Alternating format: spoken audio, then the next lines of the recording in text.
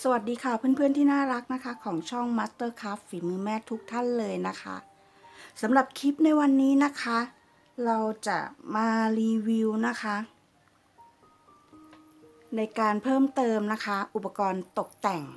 ของตัวเคสนะคะที่เราได้ทำเสร็จไว้เรียบร้อยแล้วค่ะก็จะมีนะคะเป็นพวงกุญแจนะคะแบบนี้นะคะเล็กๆค่ะแล้วก็ใส่กระดิ่งไปนิดนึงค่ะแบบนี้ค่ะสัก1 ลูกก็ได้นะคะ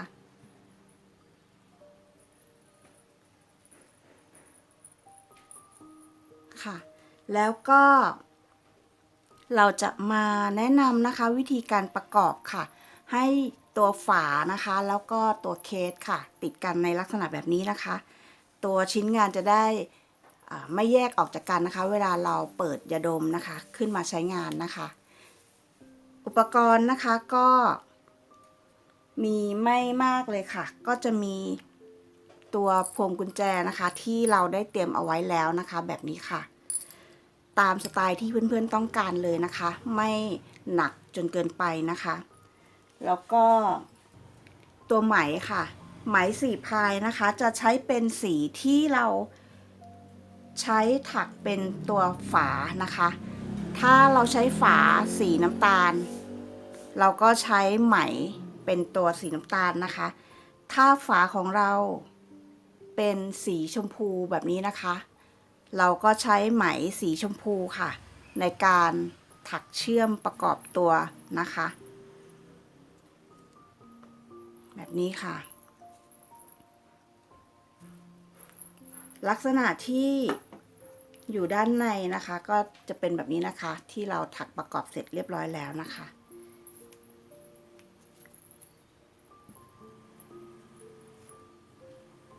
แบบนี้ค่ะหากทุกท่านนะคะเตรียมอุปกรณ์พร้อมกันแล้วนะคะก่อนที่เราจะไปชมคลิปกันค่ะอยากจะขอฝากช่องไว้กับทุกท่านสักนิดหนึ่งนะคะเพื่อเป็นกำลังใจให้กับทางช่องค่ะได้ผลิตผลงานดีๆให้กับทุกท่านได้รับชมกันนะคะขอ1 กำลังใจนะคะจากทุกท่านที่แวะเวียนเข้ามาชมคลิปในช่อง Mastercraft ฝีมือแม่ทุกท่านเลยนะคะเป็น1 Subscribe นะคะหรือ1 การติดตามค่ะจากทุกท่านนะคะแล้วก็ฝากกดไลค์กดแชร์นะคะคอมเมนต์สร้างสรรค์เป็นกำลังใจให้กับทางช่องได้อ่านกันด้วยนะคะค่ะอุปกรณ์พร้อมกันแล้วใช่ไหมคะถ้าอย่างนั้นนะคะเดี๋ยวเราไปชมคลิปพร้อมกันเลยจ้าสำหรับลายนะคะที่เราจะใช้ในการเชื่อมต่อนะคะตัวของเคสนะคะแล้วก็ฝาเคสเข้าด้วยกันนะคะก็ง่ายๆเลยค่ะเราจะใช้ลาย C นะคะหรือลอหอนะคะในการเชื่อมทั้ง2 ชิ้นงานให้ติดกันนะคะก่อนอื่นนะคะอยากให้เพื่อนๆสังเกตงานของเพื่อนๆก่อนนะคะซึ่งจะประกอบด้วยตัวแล้วก็ฝานะคะเราเปิดฝาออกมานะคะแถวที่เราจะใช้ในการเชื่อมต่อนะคะก็จะอยู่แถวนี้นะคะนับจากบนสุดลงมานะคะเป็นแถวที่1แล้วก็แถวที่2เราจะใช้แถวที่2นะคะในการเชื่อมติดนะคะกับตัวฝาค่ะแล้วในส่วนของฝานะคะเราใช้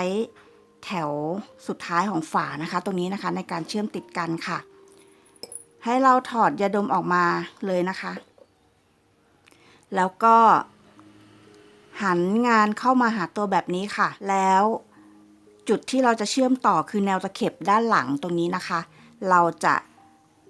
ให้อยู่ด้านนอกของตัวเรานะคะแล้วก็เอาเข็มนะคะนับจากแนวตะเข็บนะคะไปทางขวามือนะคะได้3 หลักค่ะ1 2 3 หลักนะคะแบบนี้แล้วเราก็จิ้มขึ้นมาเป็นแนวไว้ก่อนนะคะแล้วในส่วนของตัวฝาค่ะซึ่งในลักษณะงานก็จะปิดลงมาแบบนี้นะคะครอบมาที่ตัวงานแบบนี้นะคะก็เราก็นับจากตรงแนวตะเข็บค่ะด้านหลังนะคะออกไป3เหมือนกันค่ะนี่คือแนวตะเข็บนะคะนับ1 2 3พอได้3 หลักแล้วนะคะเราก็เอาเข็มนะคะจิ้มตรงนี้ลงไปเลยค่ะ หลักที่3ที่เรานับไว้นะคะ ลักษณะงานตอนที่เราใช้งานนะคะฝาก็จะครอบ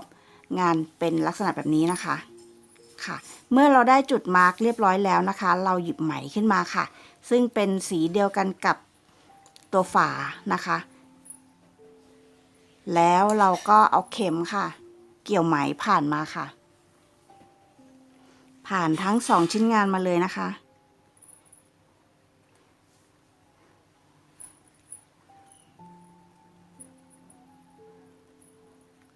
แบบนี้ค่ะให้เหลือปลายไหมเอาไว้นะคะสำหรับเก็บงานด้านในนะคะค่ะพอได้ห่วงขึ้นมาแล้วนะคะเอาเข็มจิ้มที่หลักถัดไปได้เลยค่ะทั้ง2ชิ้นงานนะคะ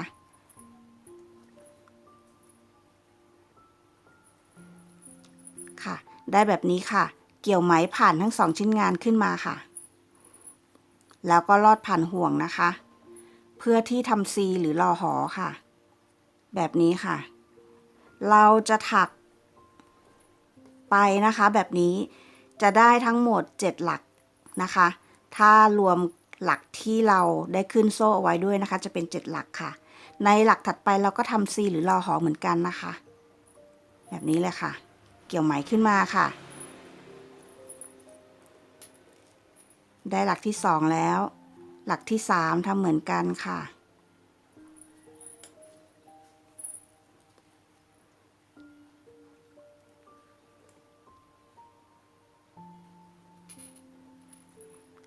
ค่ะหลักที่4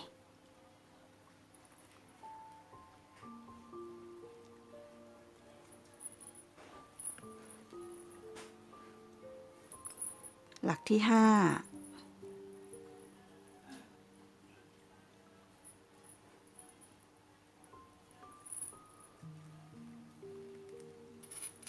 หลักที่6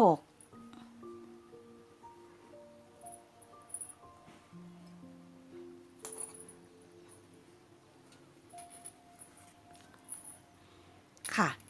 เราได้1 2 3 4 5 6หลักนะคะอีก1หลักค่ะ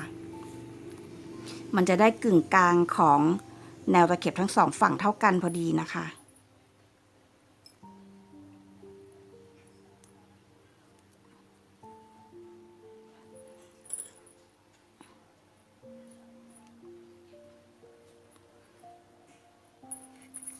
ค่ะจากนั้นนะคะเรา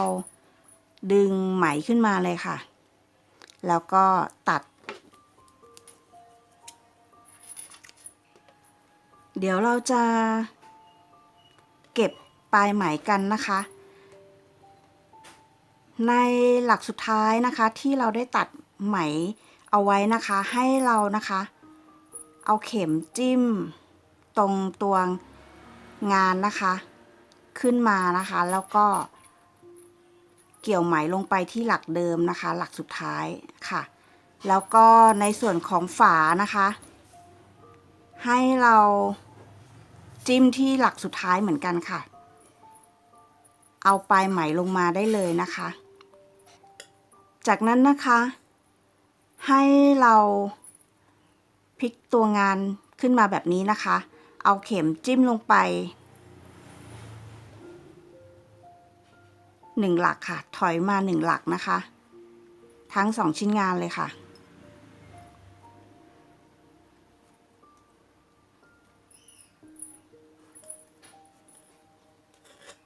ค่ะแบบนี้นะคะแล้วก็เกี่ยวไหมลงไปค่ะเพื่อที่จะให้ปลายไหมนะคะมา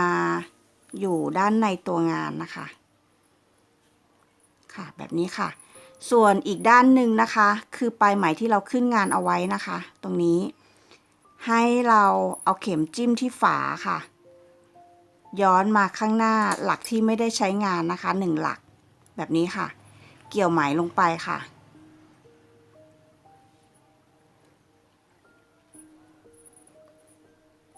แล้วก็มาที่ตัวงานนะคะ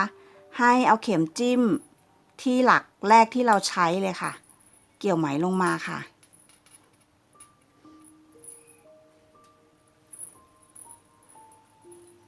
แบบนี้นะคะ เศษไหมก็จะอยู่ในตัวงานแล้วนะคะวิธีเก็บงานนะคะตรงนี้แล้วแต่เพื่อนๆนะคะว่าจะเก็บปลายไหมทั้งสองข้างยังไงนะคะแต่สำหรับปูนะคะทำแบบนี้ค่ะเกี่ยวไหมผ่านมาทุกหลัก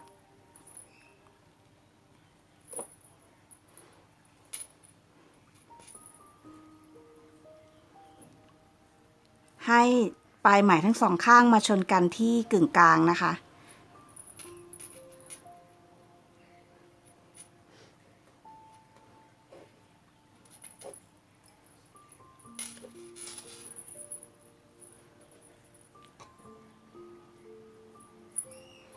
สำหรับอีกฝั่งหนึ่งนะคะเราก็แทงเข็มลงมาเพื่อที่จะให้ปลายไหมทั้งสองข้างนะคะมันย้อนกันค่ะ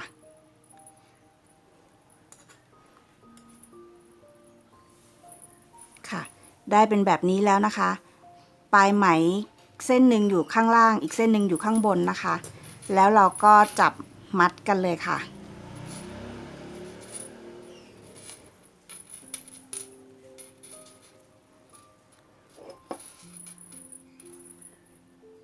ดึงให้แน่นนะคะแล้วก็ตัดไหมค่ะ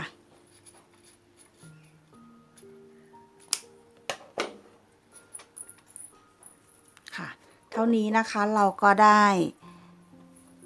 เคปที่เราเชื่อมต่อ2ชิ้นงานเรียบร้อยแล้วนะคะ